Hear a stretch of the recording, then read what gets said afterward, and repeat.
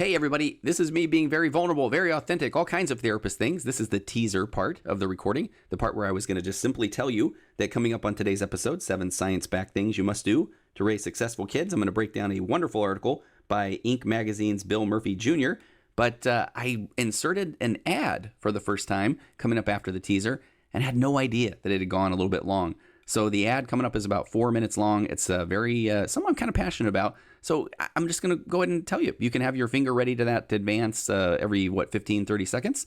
That is perfectly okay with me. Moving forward, I will try to shave the time of this ad down. But if you got a couple of minutes, check it out. I think it might be something that will be worth your while. And then we will get to the 7 science-backed things you must do to raise successful kids coming up on the Virtual Couch.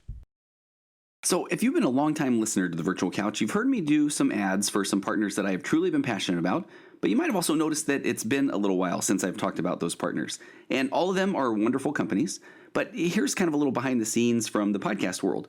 So once you hit a certain number of downloads, you start getting approached by a lot of people to advertise. So at that point, I kind of, pump the brakes, as the kids say. They actually probably don't say that anymore. But I decided to hold off on advertisers and try to send folks to my website. Maybe you noticed TonyOverbay.com, going to Instagram, Virtual Couch, that sort of thing. And I promised I would keep people posted on my programs like The Path Back or some new programs that were coming up on happiness and marriage and a lot of good things, and working on all of those things. But I, again, not really turning to the podcast advertisers. But then I was approached by a sponsor pretty recently that honestly I didn't know if I would ever come on their radar. But I did, and that's the folks at BetterHelp.com. That's BetterHelp.com. So BetterHelp.com is the world's largest e-counseling program, and their mission is to make professional counseling accessible and affordable and convenient, and so that anybody who struggles with life's challenges, which I really feel like is all of us, can get help anytime, anywhere. And so let me start getting this message dug deep into those neuropathways. BetterHelp.com, and again, it's H-E-L-P. It's not BetterHealth, it's BetterHelp. So BetterHelp, HELP.com/virtual couch. So I think you can kind of see why this would be so important from my angle. I am a therapist. I'm not a professional podcaster. I see a full load of clients weekly, every week. And here's what I didn't see coming, that if I'm being completely honest, the larger the podcast has grown, the more feedback I get, and I love it. I really do. But the feedback isn't always, hey, I love the show, or here's an idea for an episode. I get emails literally, I can honestly say this literally daily, from people who really want to know more about therapy, who have tried therapists and maybe not felt a fit. Or they're afraid. I've got people that are afraid to try therapy, or afraid that they'll run into somebody they know in the waiting room, or they want a way to just kind of ease into therapy, or they want me to just answer their questions. They even want to pay me for emails. Why can't they just text their therapist or email their therapist? Or, will all therapists do video appointments? And these are the things that I keep getting over and over again. So BetterHelp.com is bringing these services to life. It's not a crisis line. It's not self-help. It's not coaching, and not saying anything negative about coaching, but these are all professional counselors, professional licensed therapists done securely online. I think they have over 4,000 therapists on their network. So here's a little bit more about BetterHelp.com. And again, it's BetterHelp.com/virtual couch. Please remember that. But there's a broad range of expertise, and I've been under the hood, behind the scenes, which has been just fascinating to see. They have hundreds of forms. Not just forms, but things that your therapist can send you, worksheets and homework and just assessment tools. And so they have a broad range of expertise in their counselor network, which might not be locally available in many areas. Or, this service is available for clients worldwide. I get a lot of military people who are stationed all over the world that are looking for good therapists. You can log into your account anytime and send a message to your therapist. You will get a timely and thoughtful response. Plus, you can schedule weekly video or phone sessions, so you won't ever have to sit in the waiting rooms if you're worried about that, kind of with traditional therapy. Now, to be fair, my waiting room is fantastic, a fireplace, TV, all this wonderful stuff, but I know that that's not the case all the time.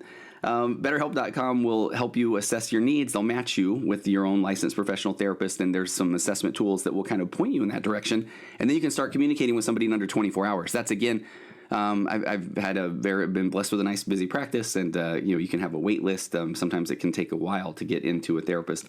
BetterHelp.com is committed to facilitating great therapeutic matches, and I really feel like their assessment tools alone, as I've kind of dug into that, have been pretty impressive. Makes me realize that they really are trying to funnel this into the right fit for you.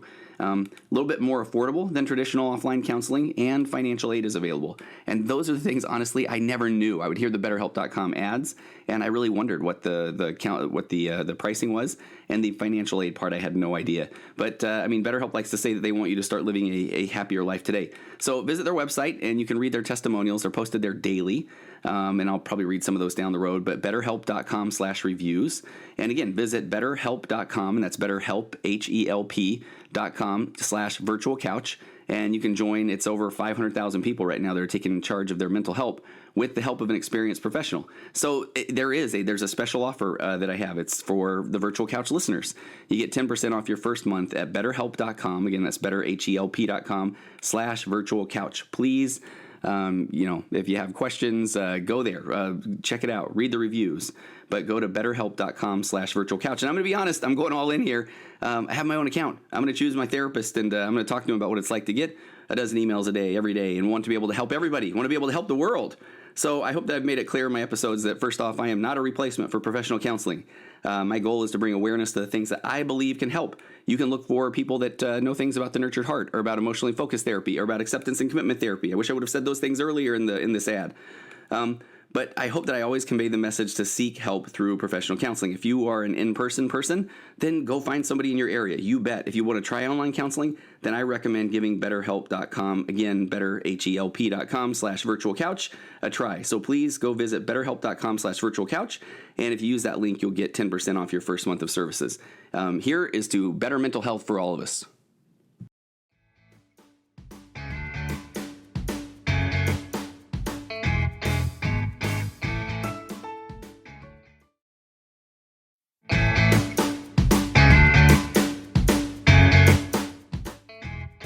Hey everybody, thank you for tuning into episode 140 of The Virtual Couch. I'm your host, Tony Overbay. I'm a licensed marriage and family therapist, certified mindful habit coach, writer, speaker, husband, father of 4, ultramarathon runner, and creator of The Path Back, an online pornography recovery program that is helping people like you reclaim their lives from the harmful effects of turning to pornography as a coping mechanism, as a habitual pattern. If you or anyone that you know is struggling to put pornography behind you once and for all, and trust me, it can be done, and done in a healthy, cup-filling, strength-based, fold the shame way, please head over to pathbackrecovery.com.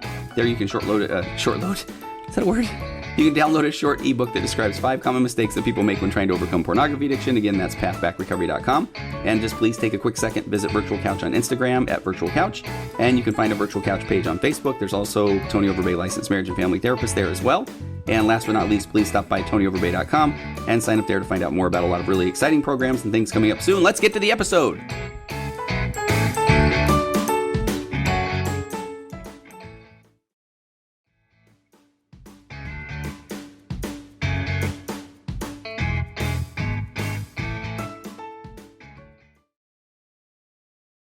Okay, are you ready? Because we are going to have a lot of fun today on the podcast. We're going to cover a lot of data, and the article that I am going to reference is an article from Inc. magazine by Bill Murphy, not to be confused with Bill Murray, and it is called 7 Science-Backed Things You Must Do to Raise Successful Kids. And the author, Bill Murphy, and I even wrote it on a sticky note here because when I was doing a little bit of reading earlier, I kept referring to him as Bill Murray in my head. And even on his website, which is Bill Murphy, Murphy Jr., JR.com, Bill Murphy Jr., Bill says that you probably stumbled upon him either by reading his Inc. magazine or Huffington Post articles, or you misspelled trying to Google search Bill Murray, the actor. But in his article, 7 Science-Backed Things You Must Do to Raise Successful Kids, Bill Murphy says it's not what you try once or what attitudes you hold, it's what you actually do every single day. So a little tiny bit more about Bill Murphy. I enjoyed looking over his website. He says he works on business development for a company called Some Spider, in a New York City-based digital media company that runs several awesome properties on the web. And he says he is an Army veteran, a recovering lawyer, which I love, and a reluctant cat owner, which I think a lot of people can identify with. So let's get into this article, and I've got some supporting evidence and research that we're going to talk about as well. So he quotes Aristotle. Aristotle said, "We are what we repeatedly do. Excellence then is not an act, but a habit." So Bill says it's true whether we're talking about ourselves or our children. That again, think about that concept from Aristotle. We are what we repeatedly do. So he recently talked, not Aristotle, but Bill Murphy, about an article that he had written about how wealth and wealthy parents can give kids an advantage, which apparently was a bit controversial. I did go back and look at the article. And so when you do, I'll link to his article on my show notes. So I just wanted to bring a little attention to that. You'll kind of get met with that when you first turn to this article. But he said, let's set that one aside and focus instead on 7 things that almost every parent can do for their kids every single day to give them more of an edge. And so he said, while writing at Tech Insider, there were 2 researchers, Rachel Gillette and Drake Bayer, and they put together, in a very fancy word, a great compendium of research-backed advice. So he, and I'll link to that as well. He says this article is well worth reading. And so, and also Bill Murphy has a free ebook on the subject of how to raise successful kids that admittedly I have not looked over yet, but he says it's free and you can download it from his website. But here we go. Let's get on to number 1. Number 1 is make your kids do chores. Now, first of all, I take exception with the word make, of course. It would be how to encourage your kids to do chores gently, or not even gently, maybe lovingly, aggressively nudge them toward doing chores. But he says taking out the garbage, mowing the lawn, doing the dishes, they're not just ways to make your life easier, but they're ways to make your kids' lives better too. And quoting Julie Lythcott-Haims, who is a former Stanford University dean and author of How to Raise an Adult, which if you recognize that title, my friend Jonathan Alva and I did a book review of that book somewhere, I think maybe it was back in the 50s, 60s, as far as virtual couch episodes go. But Julie Lythcott-Haims says, by making them do chores, they realize, quote, I have to do the work of life in order to be a part of life. And I really do appreciate that concept. Now, this is one where I think a lot of parents are listening, and my hand is raised, literally, I'm raising it right now, where I haven't necessarily been the best at doing the chores. The people do their chore charts. They try to motivate their kids. A lot of times it's more work to try to get the kids to do their chores. And I've often told clients in session that I want to do an entire podcast series on the dishes. And here's where I'm going from. I'm going to do this a little bit off the cuff. But so I will have people talk about their kids not doing the dishes, and I will have them talk about all of the excuses that a kid makes in doing the dishes. And I know that from a nurtured heart parenting aspect, and I've done several episodes on nurtured heart parenting, we are trying to hide our buttons. We're trying to not react negatively.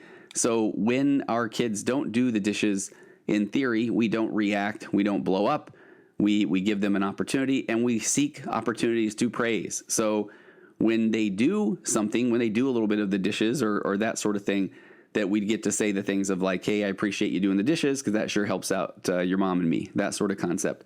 And I'll have a lot of people say that in that moment, though, when they're not doing the dishes, what do I do then? There's nothing to praise. And I know I can kind of at times feel like I have an answer for everything, especially when it comes to parenting. But the work of parenting is happening not just in that moment where they're not doing the dishes, but it's nurturing this good behavior, building this inner wealth. It's noticing them throughout the day. It's pointing out these positive things, not just saying good job, champ, but it's, hey, I appreciate you picking up your brother from school today. That really helps me a lot. Or I love it when I see you being nice to your grandma. That shows me how kind and compassionate you are. So you just start to become a little bit more intentional on building this inner wealth in your child. So then when we get to this moment where they're not doing the dishes, in theory, we are supposed to then kind of step back and say, hey, tell me what's going on for you. Why aren't you really feeling up for doing the dishes right now?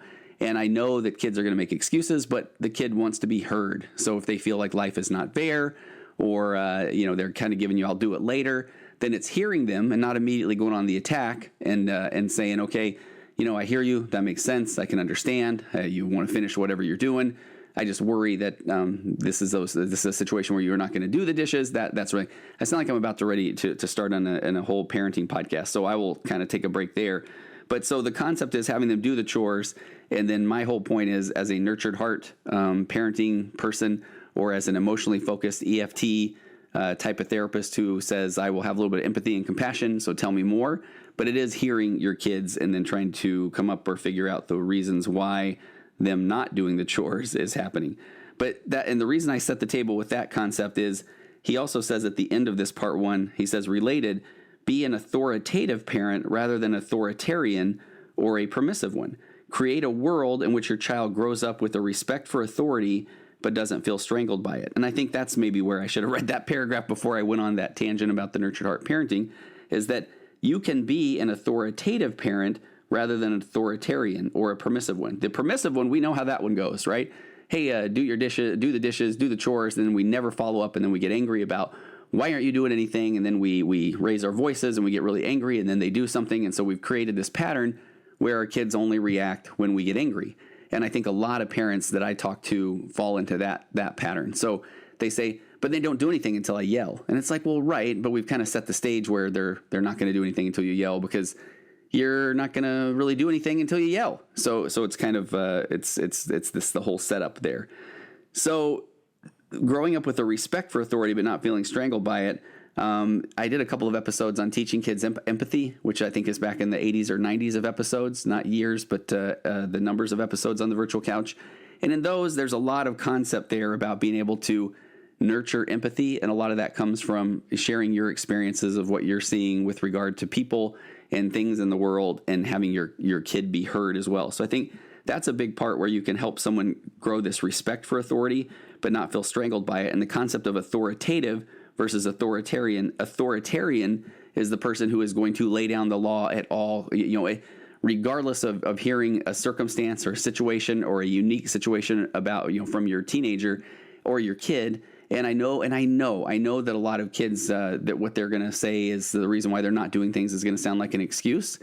And this is where I love to jump into this world of acceptance and commitment therapy. If my goal, though, is building a relationship with my child, then does that sound like an excuse? Yes, no. It probably is an excuse that they're giving, but is that a workable or productive thought toward your goal of building a relationship with your kid? Here's where I go back to this, doing episodes completely about doing the dishes. If your goal is to have the dishes done, at all costs, at the cost of the relationship to your kid, then by all means, then you can jump into this authoritarian role, and you will demand and anger and have those dishes done at the expense of that relationship with your kid. So there was number one, make your kids do chores.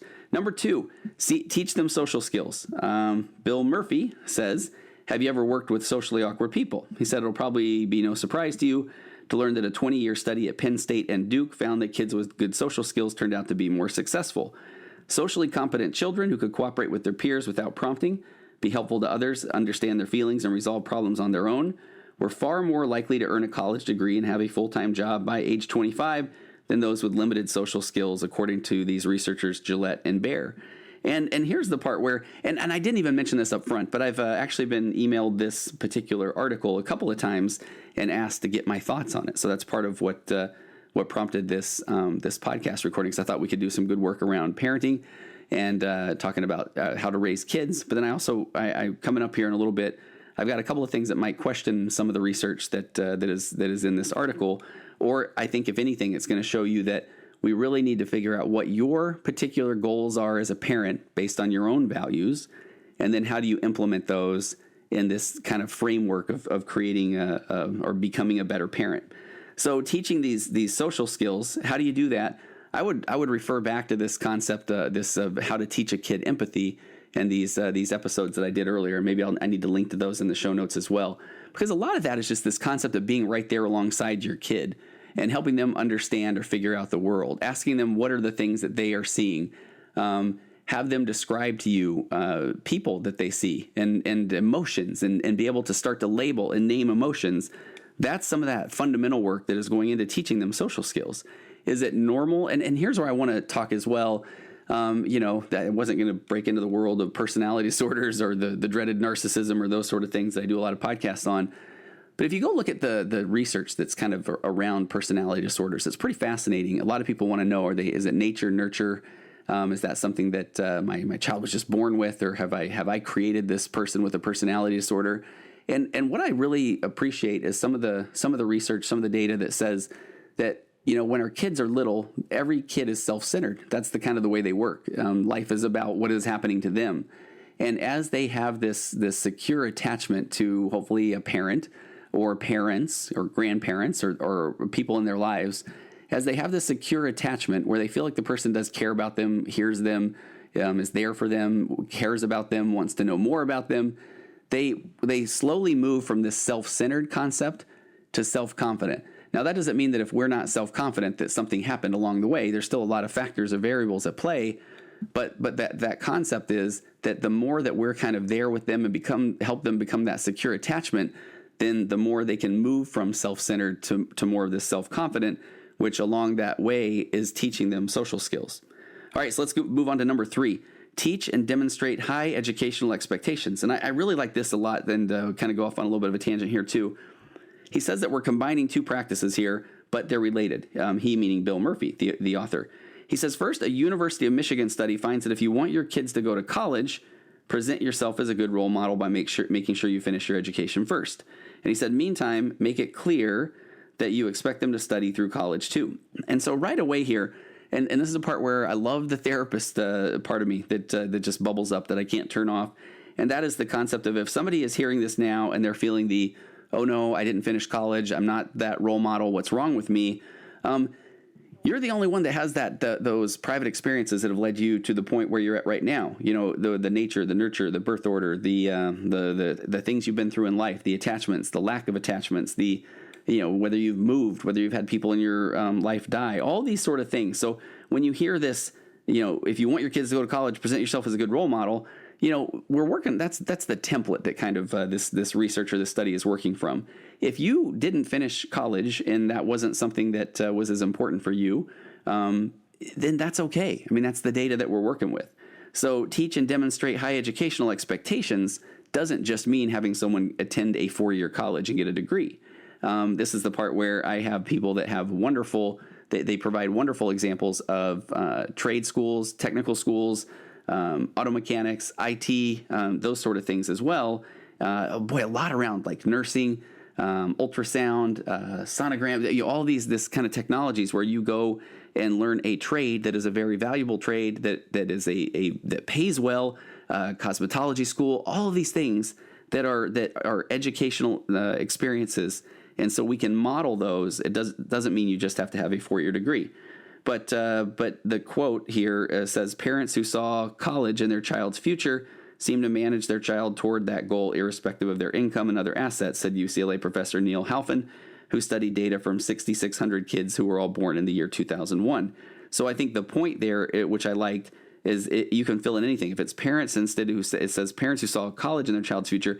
If it was just parents who saw higher education, if it was parents who saw a trade, if it was parents who saw education continuing in their child's future, then seem to manage their goal toward that,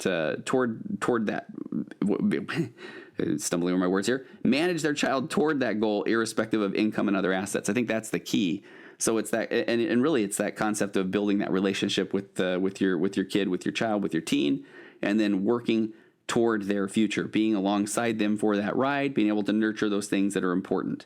All right, let's turn to number 4 in this article. Teach them to develop good relationships. This one I do enjoy. This one. Here's where we're gonna get a little bit off the beaten path. So actually, let me do this before we quit. I gotta grab a drink of water. So now is perfect time to take a quick break. So pause. We'll be right back. Hey, it's just me. I didn't want to play that entire BetterHelp.com ad that I did at the beginning because I know it was a little bit long. I know I got a little bit fired up. I got passionate. But I wanted to try one of these ads midway through. So here's the part where, admittedly, if I'm listening to a podcast, sometimes I'm finding that little skip ahead button. So look at that. I've been honest about that. So hopefully, with that said, you maybe won't feel the need to skip ahead. I'll try to make this quick. But this is just a reminder to please go to BetterHelp.com, better, BetterHelp.com/virtual couch.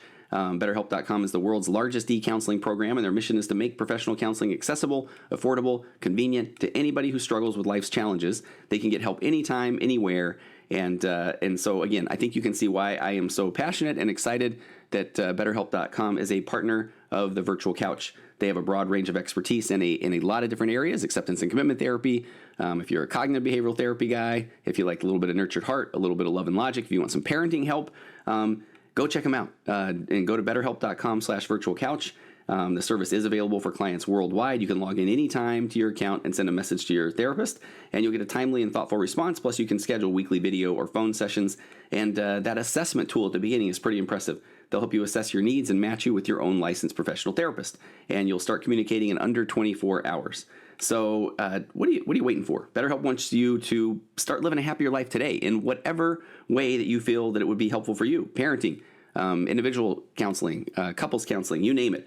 So visit their website, read their testimonials, go to betterhelp.com/reviews, and you can check it out. But visit BetterHelp, HELP.com, and join over 500,000 people that are taking charge of their mental health with the help of an experienced professional therapist. And again, special offer for Virtual Couch podcast listeners.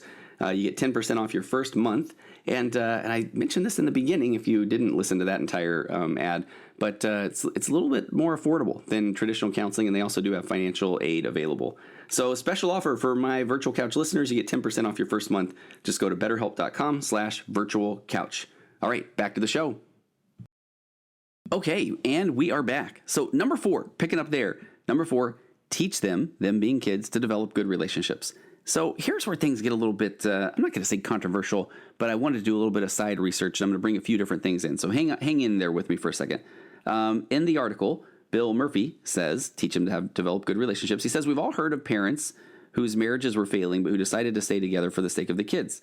He says that might be admirable, but it matters more that they have good relationships with each parent and with siblings if they have any.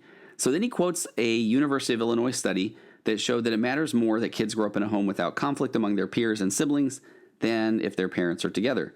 He then quoted, he said, and second, a study of children born into poverty reported that, quote, children who received sensitive caregiving in their first 3 years of life did better in school and had healthier relationships and greater academic attainment in their 30s. That was according to the research of Gillette and Baer. So I had a hard time, and I was going to talk about this a little bit later, but this one actually, I did a little bit more editing, did a little bit of a re-record on a couple of these points, and this is one of them where I in my initial recording, I just kind of passed through that, but call it the marriage therapist in me, but I know that there are a lot of people listening that aren't concerned about a divorce, haven't been through divorce, or aren't contemplating a divorce, and so to them, a couple of paragraphs, it just kind of validates maybe their experience, or if it doesn't apply to them, they move on.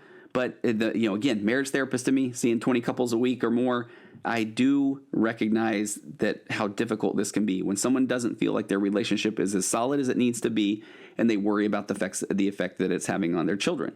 And a lot of times people say, we're going to stay together for the kids, or we're going to make it until our youngest one is 18.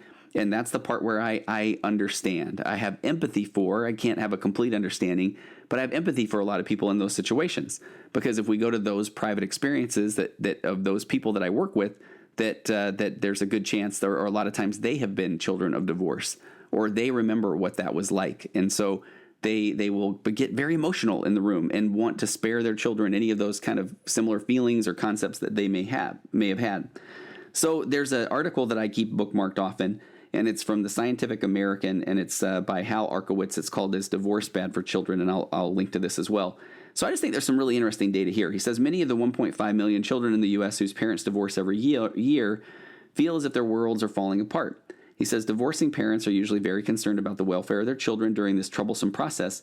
Some parents are so worried that they remain in unhappy marriages, believing it will protect their offspring from the trauma of divorce. Yet parents who split have reasons for hope. Researchers have found that only a relatively small percentage of children experience serious problems in the wake of divorce or later as adults.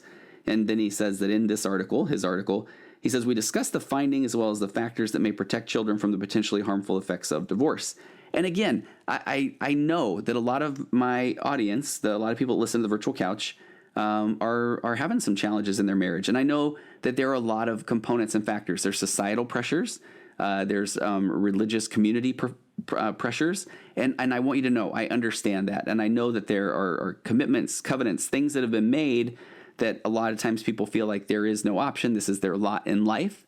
And so, again, I hear you. And only you can be the one who ultimately decides what is right for you in your relationship, what you are willing to, I don't want to say put up with, but what you're willing to deal with, or what you're willing to do, and the reasons behind that. Again, that is your own private experience, your own personal journey. And so in those situations, I just oftentimes just say, just do all you can to try to repair or build that relationship. Or if that relationship is unsalvageable, and that sounds so judgmental for me to say that, if you feel like that relationship is not salvageable, then by all means, please build up your own emotional baseline. And that's the part where I work with several teenagers probably every week. And I felt like I was saying, I've worked with several teenagers over 15 years. I've worked with hundreds of teenagers over 15 years, and that where they are children of divorce, where a lot of them knew that divorce was inevitable, or they knew that their parents didn't have a positive relationship.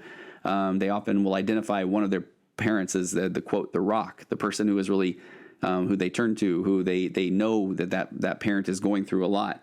And so again, I understand that each of these situations is different, and there's a reason why someone wants to stay for the time that they want to stay. But if there's a chance to repair that relationship, please do all you can. If your partner is not willing to do that, send them my podcast. I don't know, for something to get them thinking. And if none of that is going to work as well, then by all means, please do your own individual work, raise that emotional baseline, put yourself in a position where you can be that rock, you can be the person for your kids. So back to this article by Hal Arkowitz. So he says divorce affects most children in the short run, but research suggests that kids recover rapidly after the initial blow. In a 2002 study, psychologist E. Mavis Hetherington of the University of Virginia and her then graduate student Ann Mitchell Elmore found that many children experience short-term negative effects from divorce, especially anxiety, anger, shock, and disbelief. But then says those reactions typically diminish or disappear by the end of the second year. Only a minority of kids suffer longer. Most children of divorce also do well in the longer term. In a quantitative review of literature in 2001, sociologist Paul R. Armato, then at Pennsylvania State University, examined the possible effects of children several years after a divorce. The studies compared children of married parents with those who experienced divorce at different ages. The investigators followed these kids into later adulthood, adolescence, or the teenage years, assessing their academic achievement, emotional and behavioral problems, delinquency, self-concept, and social relationships. So this was a very in-depth study. On average, the studies found that only a very small difference on all of these measures between children of divorced parents and those from intact families, suggesting that the vast majority of children endured the divorce well. So here's the part that I really find interesting about this research. Researchers have consistently found that high levels of parental conflict during and after a divorce are associated with poor adjustment in children.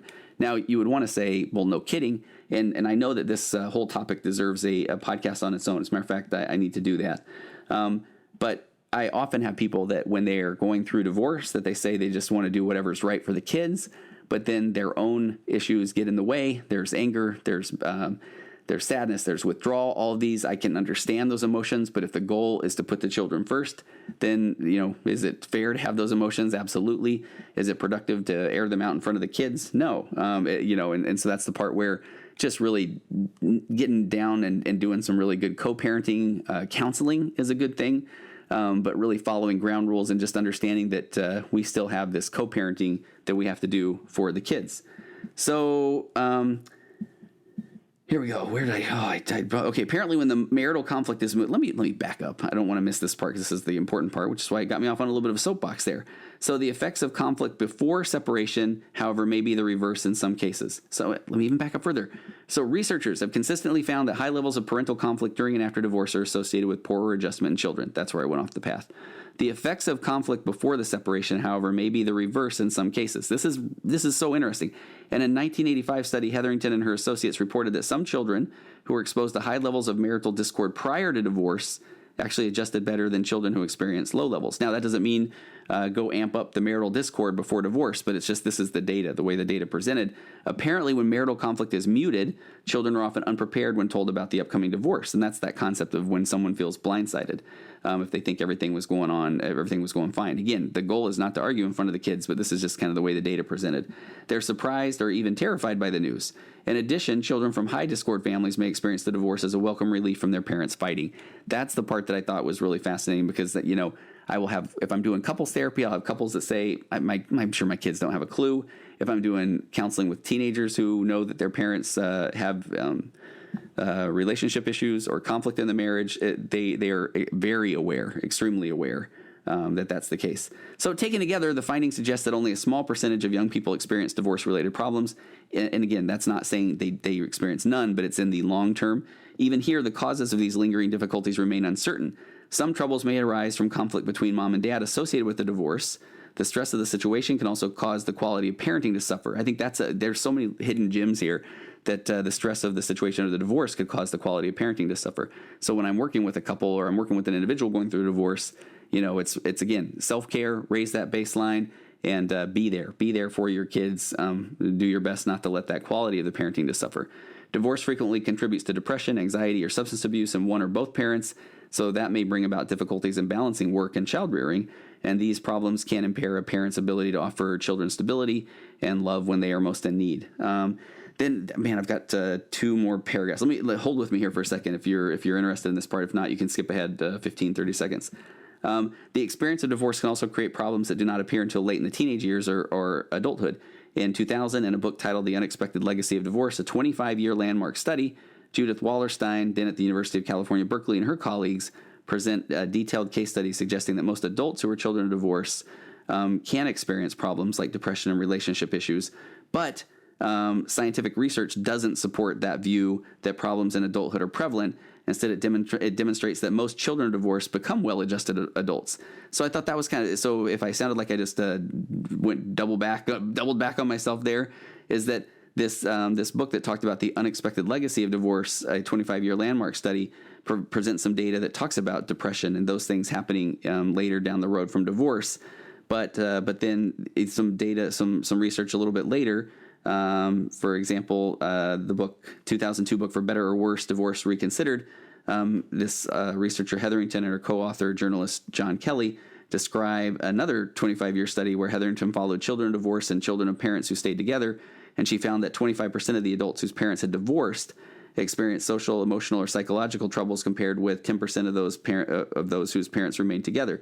So the findings suggest that only a 15% delta there, or difference, of adult children of divorce experience problems over and above those from stable families. So that's kind of the bigger data there, is that the first study said, hey, we'll follow these 25 years later, these people that their parents had divorced, and look, they're depressed and they have anxiety and that sort of thing. And then this follow-up study said, we'll follow all kinds of people 25 years later, and look, they all are, not all of them, but there's a large percentage of people that are experiencing anxiety, depression, and so the percentage is slightly higher for those who had gone through divorce as younger. But so the big takeaway there is that, some of the data that we have that we know in general of people that are experiencing anxiety, depression in general, that is on the rise. And so the concept of that doesn't necessarily mean that it's just because of a divorce. I'll have people often that are going through divorce in my office, and they talk about some things that their teenagers are doing, and they feel so bad because they feel like this is a product of the divorce. And I'm sitting there having transference thinking, holy cow, my kids are doing the same thing. My wife and I we're about to celebrate our 29th wedding anniversary, and I feel like things are pretty solid in the marriage. So spend a lot of time on that one, but I hope that's okay, because again, if you're just reading through that article, if you're reading through Bill Murphy's article, it's just a quick paragraph that says, hey, if you're having a divorce, here's what happens to your kids. Number 5 is one that maybe we get through a little quick, get them excited about math and early. Bill says, I certainly remember my mom drilling me on multiplication tables as a kid. And he says, not kidding. He says 3 9s, 2 6s, 5 15s. And he says it works. And then he makes a funny joke that I always enjoy. These type of jokes, he says, now it worked, I'm a billionaire. And then there's a little asterisk that says it's true, but only in Indonesian rupees. And that just reminds me of the first time I ever went to Russia. It was in the 90s after the Cold War. And I was there for business. I checked, what's the word? I love when I can't remember a word. I handed money. I do this all the time. Exchange. I exchanged $200. I had 1.2 million rubles, I believe. I was a millionaire for that week. It was fascinating. So regarding to young children, so talking about reading to them, reading to young children is important, but it turns out teaching them math skills is crucial as well. In one study of 35,000 young children, early math skills translated into not only future math achievement, according to the study's co-author Greg Duncan of Northwestern University, but also future reading achievement. So I thought that was pretty fascinating. I often do feel, and I hear this echoed in my office, as someone who was not very strong at math, that being me. Man, when you get older and you figure out that if I really would have just studied a little bit more, or if I wouldn't have gotten so far behind that math builds on itself, that if I would have learned formulas, done the homework, a lot of these sort of things, that apparently math could have been pretty easy, I guess, because there's a right and a wrong answer.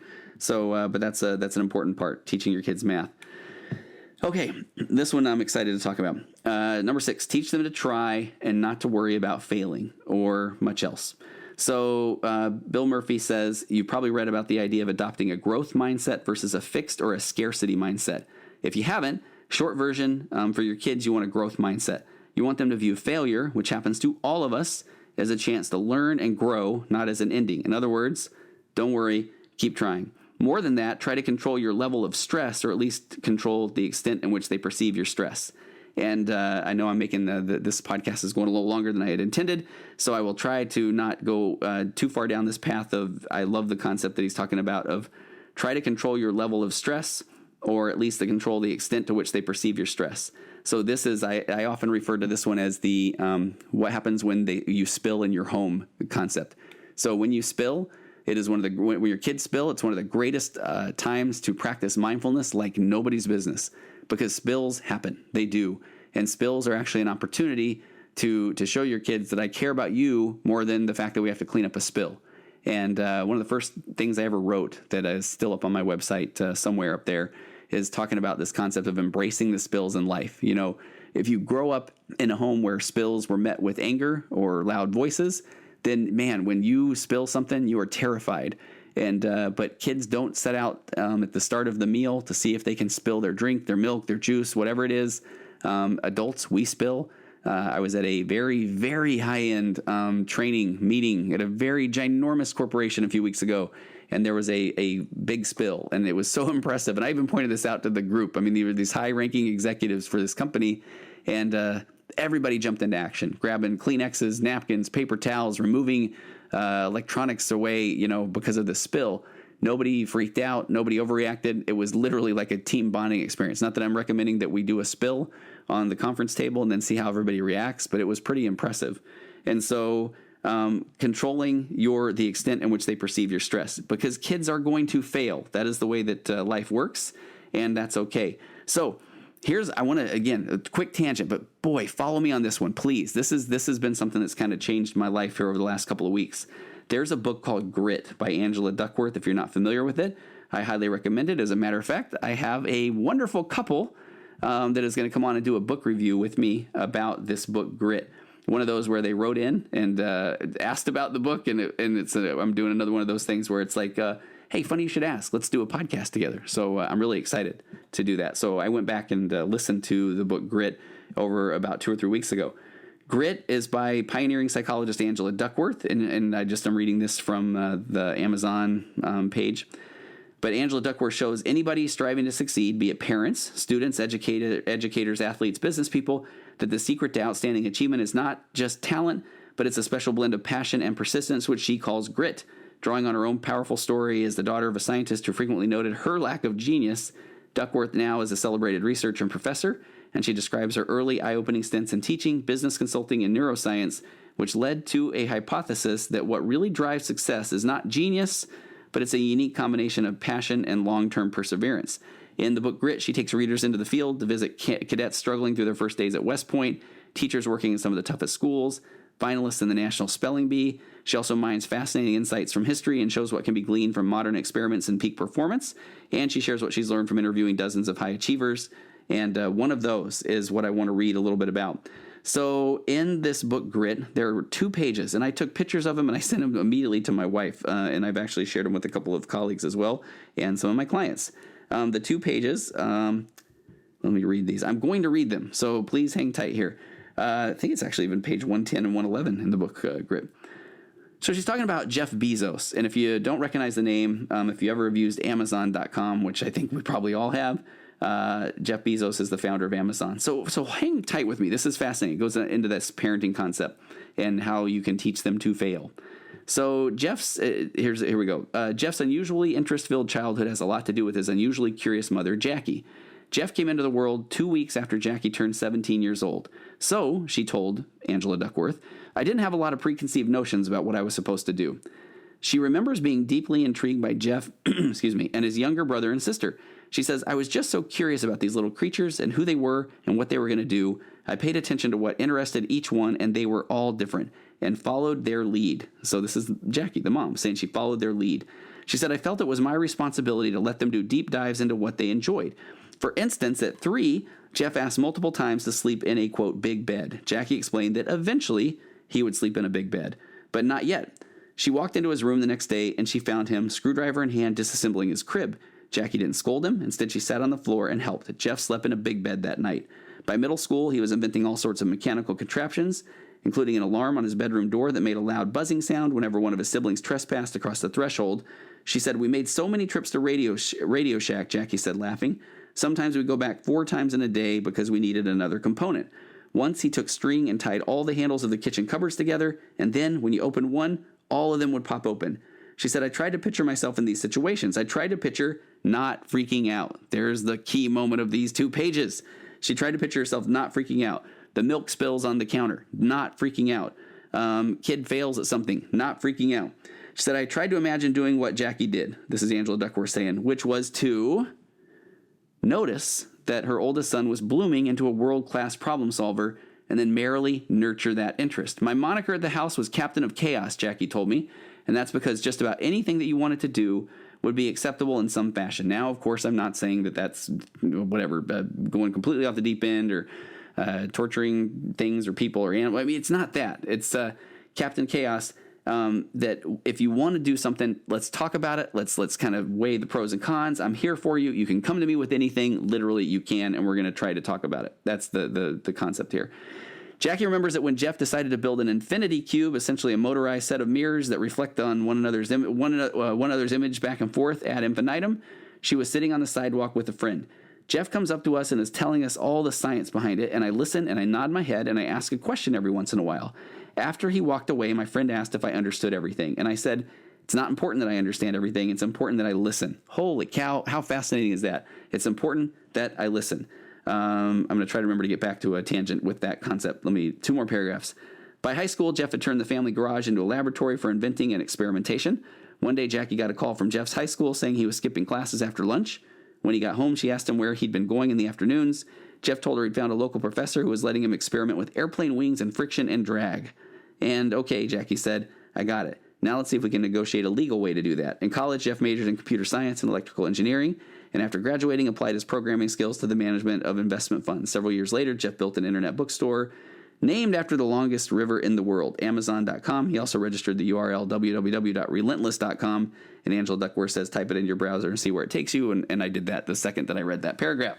Okay, back to where she says in that concept of the infinity cube and that it's important that I listen. It just reminds me, and this is maybe it's not exactly the same, but I have a son who really enjoys basketball. He's really good at basketball. And man, Tony's old man moment. I need some music that comes in at this time. When I was a kid, we had, a white pair of shoes. That was it. And you wore them into the gym. If any of you have kids that play basketball now, you know that, oh my goodness, your soles of those shoes are not going to touch the outside. You're going to walk in with these slides, or now kids are back to wearing Vans, or for a while they were like bedroom slippers, but you're not going to wear your shoes into the gym. You're only going to put them in when you get there, and not just white basketball shoes, but they are the color of the rainbow. There's a million different types. Every NBA player has their own signature shoe, and they're extremely expensive. When my son was really getting into these shoes and basketball, it was almost like he was a shoe savant. He could see somebody's shoes, basketball shoes, and he'd tell me, "Dad, those are the Harden 14s, those are the Kobe 7s, those are the LeBrons this, those are the Air this, Hyper Dunk that." And man, I could not follow it. All I wanted to do was let him know that how, shoes in my day were $60 and you had one pair and you liked it, and now it's like they're all $200 or $250 or $150. And all I wanted to tell him over and over again was that I just think that's ridiculous that those shoes cost that much.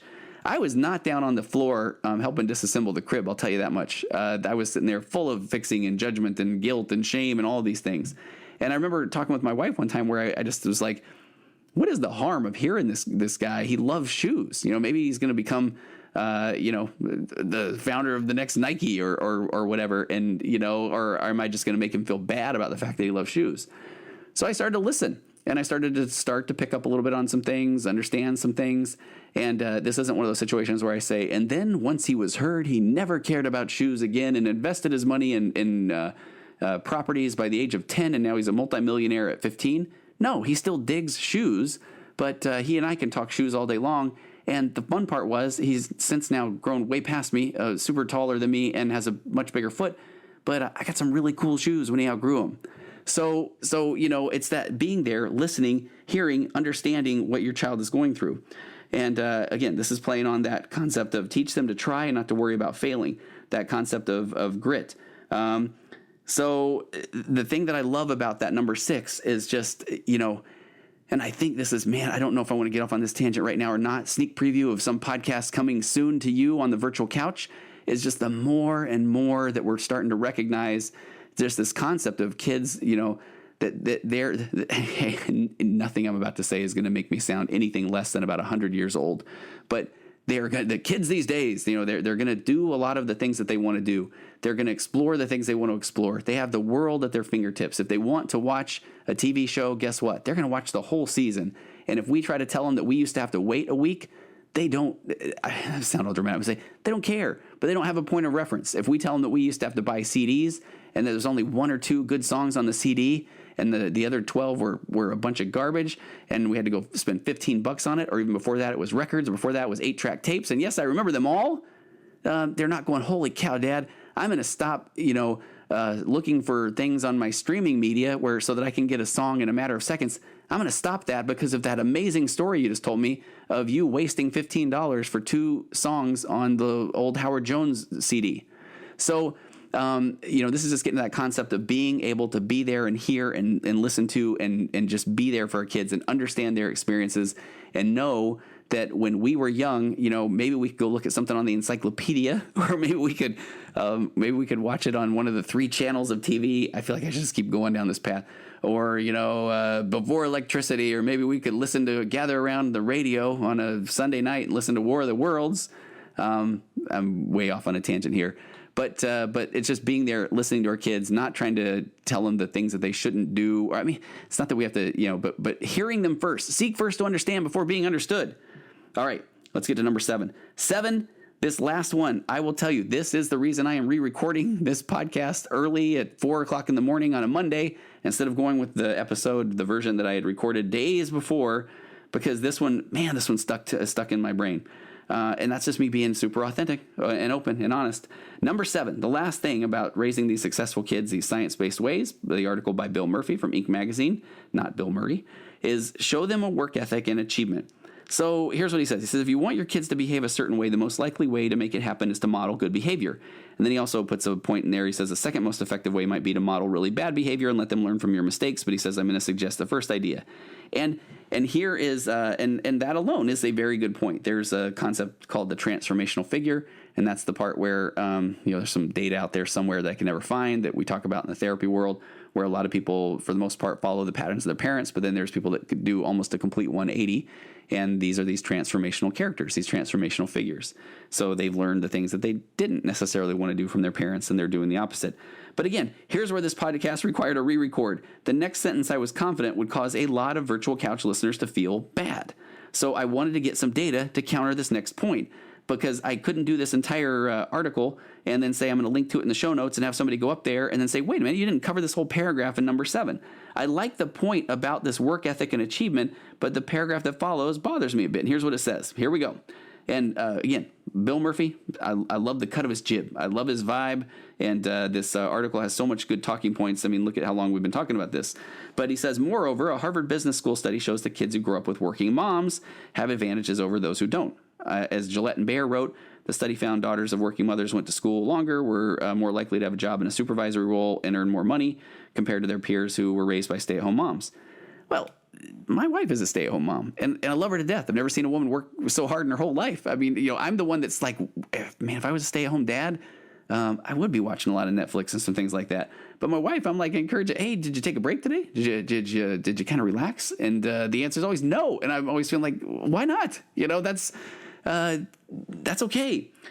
So I had to go dig up some data, and I have people come in the office, and man, here's that stuff where the couples therapy, where I will have a couple come in and maybe just part of the assessment, we're talking about what they do, the guy, I don't know, corporate attorney, blah, blah, blah, or that sort of thing, wife, and she'll kind of, I'm just a stay-at-home mom. And I'm like, no, you're not just a stay-at-home mom. You're like an amazing stay-at-home mom. I mean, that's, I had a stay-at-home mom. My wife's a stay-at-home mom. And but then I also have women come into my office that are maybe stay-at-home moms, and they feel like, man, what if I really want to be out in the workforce? And they feel bad about that. And that there's nothing to feel bad about there. This is that where we all have our own unique private experiences that lead us to this point in our life. We have our own core values. And so that's the point where I feel like the goal is not to shame or guilt somebody. It's just to kind of work with the data that we're given. So then I was able to go dig up really quickly. Here's a cool article. Oh, doggone it. I didn't put where I'll link to it. But it's more women are becoming stay-at-home moms. It says we're not living in a Leave It to Beaver world anymore, where 49% of women in 1967 were stay-at-home moms with a working husband. But the numbers from a recent Pew Research study do show that the number of women who are becoming stay-at-home moms is on the rise. While 71% of moms do work outside of the home, 29% are staying home. That number is up 6% from, it was like 2000. But the number shouldn't matter. Quitting your job to become a stay-at-home mom shouldn't be out of guilt or peer pressure. While there are many great reasons to be a stay-at-home mom, being a stay-at-home parent isn't for everyone. And let me even say, Eric Schrantz, one of my guests on one of the early versions of the Virtual Couch, is a stay-at-home dad and now has a very successful podcast. And it grew out of him wanting to be a stay-at-home dad and being there for his two kids, and then starting to kind of fill his time with other things. The pros of being a stay-at-home, let's say mom or dad: increase in child school performance, child has less stress and aggression, social approval of stay-at-home choice. The cons: moms often have a desire to go back to work. They may tend to have higher levels of sadness or anger, and social isolation for a mother spending time mostly with kids. So at-home parents benefit older kids, not just younger ones. So a recent study found that the benefits of having a parent at home extend beyond the early years of a child's life. In the study, and here's a fair research sample, the educational performance of 68,000 children was measured. They found an increase in school performance all the way to their high school age children. The biggest educational impact on their research was found on kids ages 6 to 7. It also says most homeschoolers have an at-home parent instructing them. A compilation of studies provided by the National Home Education Research Institute shows the number of statistics that support the importance of a parent at home for educational reasons. For example, research found homeschoolers generally score 15 to 30 percentile points above public school students on standardized tests, and they're achieving above average scores on ACT and SAT tests. So whether you are an at-home parent homeschooling your child, or you're simply there when he or she gets off the bus after school, more studies are finding a parent at home is giving children an academic edge over their peers that without a parent at home, regardless of whether you stay at home or work. The National Educational Association's research has proven that parent involvement in schools makes a difference in a child's academic performance and how long she actually stays in school. That last part of that data is what is fascinating. So it's whether it's a stay-at-home mom, a stay-at-home dad, or it's a person who loves and feels more fulfilled that goes to work. And this is where I go back to my emotional baseline concept. If somebody is not feeling fulfilled at home, then are they not being the best parent that they can be? And then if they are trying and it's just not gelling because it doesn't go with their core values, whatever those are that happen to be unique to that individual person, then do they start to have that "what's wrong with me" story playing through their brain? And if they're doing that, that's not helpful for us either. So this is that part where, hey, guess what? We're all created a little differently. And so for some, it's going to feel very, very empowering to stay at home and be there for our kids in that way. And others, it's going to be, if I go to work and fill my cup there, then I'm going to come home and I'm going to be a better parent. So this is why I wanted to put this data and research out there as well. That kind of challenges that data around 7. And I think that point number 7 that Bill Murphy was making, the data that he shows here, the Harvard Business School study, says daughters of working mothers went to school longer and were more likely to have a job in a supervisory role and earned more money. There's that data. So then we went and found this other research, right, that says that the kids, they perform higher academically. So look at the way that you can kind of work with, that's a nice way to say manipulate data, is that if the goal is to make more money, then having the mom out of the home, and it looks like the data kind of can back that up. If the goal is higher test scores and a higher educational experience, then maybe that stay-at-home parent is the thing. So the goal is not to make somebody feel guilty. If we go back to number 7, and that's why I guess I'm kind of glad that Bill Murphy put that in there, but because all he talked about was showing them work ethic and achievement, and then he kind of shared that research around the stay-at-home mom stuff. I thought this was interesting too. A couple of other just on the stay-at-home mom studies that I found. One says a majority of stay-at-home moms consider going back to work. It says if you ever toyed with the idea of going back to work, you're not alone. Research firm Reach Advisors conducted a study that found 57% of moms someday think about going back to work. So it says there are moms who want to earn money but can't imagine rejoining the rat race for the typical 9-to-5 job. And so that's where people find, what do they call them? What's the buzzword? Side hustle, side gig, or at-home business opportunities. Mom can start it well. And then there's also a Gallup poll of 60,000 women surveyed that talked about women with no children, working moms, and stay-at-home moms who are or who are not looking for work, to distinguish between those who may not be employed because of circumstance rather than by choice. And that data kind of showed that there was a little bit higher stress or a little bit higher anxiety, some depression in stay-at-home moms. But I like the way that one ended. It says every stay-at-home mom, they're saying, must establish a support network, including regular outings with your mom friends to get a much-needed break and to prevent mommy burnout. And I should have been putting in there everywhere it said mommy, daddy, if you're a stay-at-home dad as well. But to Bill Murphy's point, as we are now done with these 7 science-based things for raising successful kids, he says there's no such thing as a complete list. He says Gillette and Bayer have a few other research-based recommendations that he takes issue with for different reasons. And so I really can appreciate that. I just thought it was some good talking points, fun to do an article or a episode on parenting. So, hey, I appreciate you taking the time. Please send me any questions, comments, concerns that you have about this episode. And if you have questions, we can do a follow-up on this one as well. But thanks for hanging with me. Thanks for putting up with not putting up with, you know what? I'm really, really excited about the opportunity with BetterHelp.com. And again, if you skip through all those ads at the beginning or the middle, BetterHelp, HELP.com/virtual couch, and you can get 10% off your first month of their counseling services. And I highly recommend that you go take a look at that. And until next time, I will see you again on the virtual couch.